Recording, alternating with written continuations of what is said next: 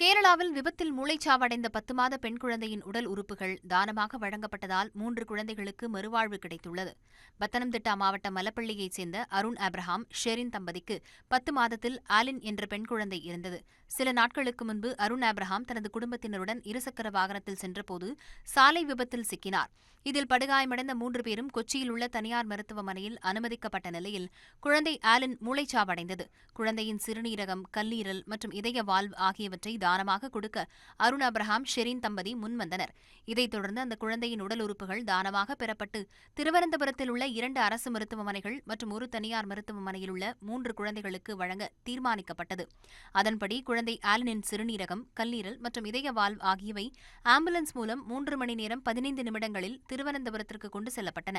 ஆலின் என்ற இந்த 10 மாத குழந்தைதான் கேரளாவில் உடல் உறுப்புகளை தானம் செய்த மிக குறைந்த வயதுடைய நன்கொடையாளர் என்பது குறிப்பிடத்தக்கது.